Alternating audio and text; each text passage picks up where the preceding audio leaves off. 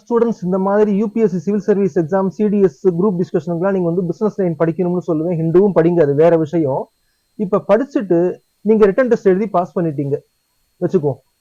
அது சிடிஎஸ்ஆ இருக்கட்டும், இல்ல வந்து சிவில் சர்வீஸ் பிலிம்ஸும் மெயின்ஸும் பாஸ் பண்ணிட்டு இன்டர்வியூ வரைக்கும் போயிட்டீங்க. அங்க போறப்ப நீங்க வந்து குரூப் டிஸ்கஷன்ல பேச தெரியணும். உங்களுக்கு குரூப் டிஸ்கஷன்ல பேசுறது கத்தக்கூடாது, ஸ்டெடியா பேசணும். அதாவது நல்ல தீர்க்கமா பேசணும், பேசுற விஷயங்கள்ல பாயிண்ட் இருக்கணும். அத்தனையையும் 30 செகண்டுக்குள்ள பேசுற மாதிரி ப்ரிப்பேர் பண்ணணும். அதுதான் ரொம்ப முக்கியம். நம்ம நல்லா ப்ரிப்பேர்லாம் பண்ணுவோம், எல்லாம் பண்ணுவோம். அங்க போய் உட்காந்து டாபிக் அப்படின்னு கொடுக்குறப்ப என்ன ஆகும், நாக்குல சனீஸ்வரன் நாற்காலியை போட்டு உட்காந்துருவாரு.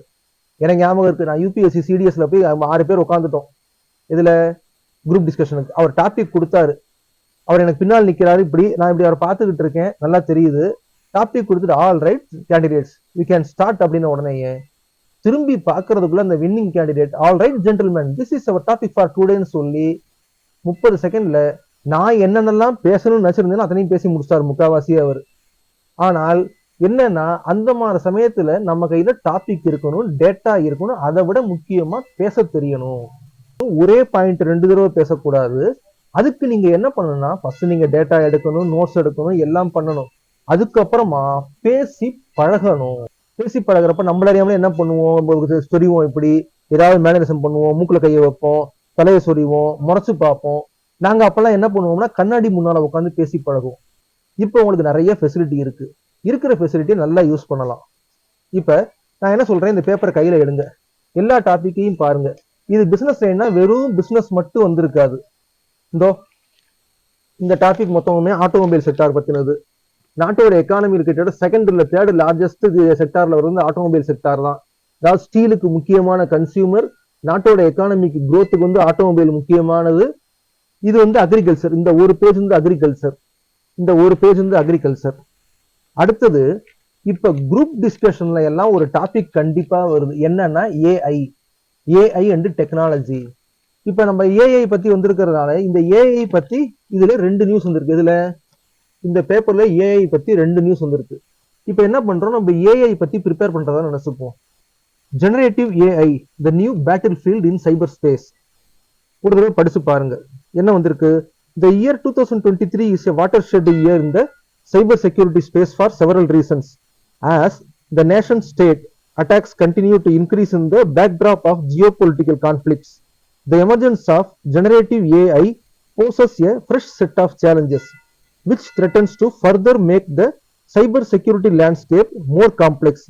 India featured among the top 10 destinations facing cyber attacks. உங்களுக்கு புரிஞ்சிருக்கும் ஓரளவுக்கு. அதாவது இந்த சைபர் சேஃப்டிங்கிறது எந்த அளவுக்கு முக்கியம், இந்த ஜெனரேட்டிவ் ஏஐங்கெல்லாம் எந்த அளவுக்கு முக்கியம். இப்போ வந்து ஜியோ பொலிட்டிக்கல், இந்த உக்ரைன்ல இஸ்ரேல் மாதிரி பிரச்சனை இருக்கிற வரைக்கும் இந்த இதெல்லாம் எந்த அளவுக்கு அதுக்கு இன்ஃப்ளூயன்ஸ் ஆகுது அப்படிங்கிறது பத்தி இந்தியா வந்து அதிகமா அட்டாக்கர்ஸ் வந்து டார்கெட் பண்ற ஒரு நாடு தான். இந்த சைபர் ஸ்பேஸ்ல அட்டாக் டார்கெட் பண்ற ஒரு நாடு, டார்கெட் ஆகப்படும் நாடு தான் இந்தியா அப்படின்னு போட்டிருக்காங்க. இது டேட்டா, நம்ம யாரோ சொல்றது இல்ல, இது பிரிண்ட்ல வந்திருக்கிறது. As the country goes for general elections in 2024, cyber security experts have warned of a spate of cyber attacks in the country, particularly deep fakes. இந்த ஒரு போன மாசம் டீப் ஃபேக்னு ஒன்று வந்து, டீப் ஃபேக்னா யாரோ ஒரு பெரிய ஆள் ஒருத்தர் அவர் பேசுற மாதிரியே வீடியோ வந்து மார்பிங் பண்ணி போறதுன்னு நினைக்கிறேன். டீப் ஃபேக் ஐடி தெரிஞ்சவங்க சொல்லுவாங்க டீப் ஃபேக் தான். Deep fakes which could cause an uproar and raise privacy concerns. There is some good news. The generative AI and the AI as a whole, which can be used for malicious purposes, can also be used to thwart such attacks. அதாவது எதிரி எதை வச்சு தாக்குறாங்கன்னா அதை வச்சுதான் நம்ம செய்ய முடியும். இவங்க ஏஐ வச்சுதான தாக்குதல் நடத்துறாங்க, அதே ஏஐ வச்சுதான் நம்ம தடுக்க முடியும் அப்படின்னு சொல்றாங்க. இப்ப ஏஐயால என்ன நல்லது என்ன கெட்டதுன்னு தெரியுது இல்லையா. நான் சொல்லுவேன் ஆர்குமெண்ட்ஸ் ஃபார் ஆர்குமெண்ட்ஸ் அகைன்ஸ்ட் ரெண்டுமே வேணும். ஏஐ வச்சு ஒரு கெட்டது செஞ்சா அதே ஏஐயால தான் தடுக்கவும் முடியும், ஆர்டிபிஷியல் இன்டெலிஜென்ஸ் அப்படின்னு இவங்க சொல்றாங்க. சரி, இப்ப நீங்க நல்லா படிச்சுட்டீங்க, நோட்ஸ் எல்லாம் எடுத்துட்டீங்கன்னே வச்சுக்கோ. இப்ப நீங்க அங்க போய் பேசணும், பேசுறதுக்கு பிராக்டிஸ் பண்ணணும். இப்ப இந்த ஒரு பாரா நான் படிச்சேன் இல்லையா, இந்த ஒரு பாராவை எடுத்துக்கிட்டு நல்லா என்ன பண்ணுங்க, பாருங்க என்னென்ன வேர்டுக்கெல்லாம் அர்த்தம் தெரியல அப்படிங்கிறத பார்த்துட்டு என்ன செய்யணும், நல்லா படிச்சு பாருங்க. As the country goes for general elections in 2024, cyber security experts have warned of a spate of cyber attacks in the country, particularly deep fakes which could cause an uproar and raise privacy concerns.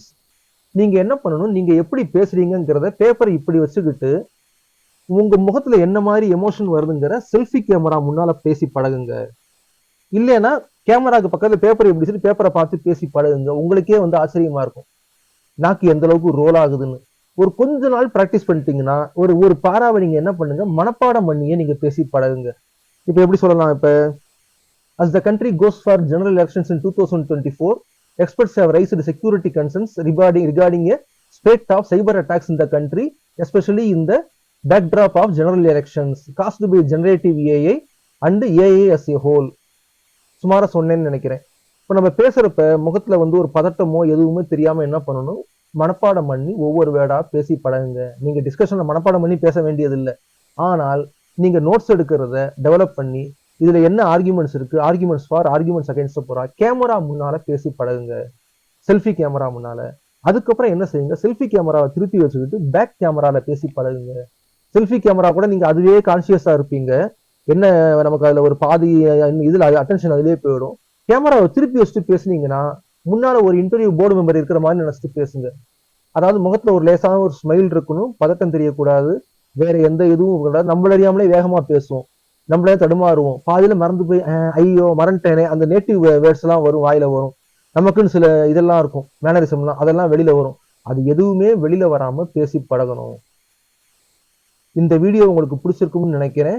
என்னால முடிஞ்சதை நான் செஞ்சுட்டு இருக்கேன். இப்ப இந்த பிசினஸ்ல இருந்து தினசரி 2-3 ஆர்டிகளை பத்தி நான் பேசலாம்னு இருக்கேன். இந்த யூடியூப் சேனல்ல வீடியோ போடுறேன். ஏன்னா அடுத்த மாசம் வந்து சிவில் சர்வீசஸ் நோட்டிபிகேஷன் வந்துடும். அதுக்காக தான் நான் உங்களை இப்ப இருந்தே ப்ரிப்பேர் பண்றதுக்காக. நீங்க இப்ப இருந்து ப்ரிப்பேர் பண்ணினீங்கன்னா ப்ரிலிம்ஸ் பாஸ் பண்ணிடலாம், ஈஸியா பாஸ் பண்ணலாம். ப்ரிலிம்ஸ் பாஸ் பண்ணிட்டு அதுக்கப்புறம் மெத்தடை பார்த்துக்கலாம். ஃபர்ஸ்ட் ப்ரிலிம்ஸ் பாஸ் பண்ற வழியை பாருங்க. அனைவரும் சேனல் சப்ஸ்கிரைப் பண்ணுங்க. மிக்க நன்றி.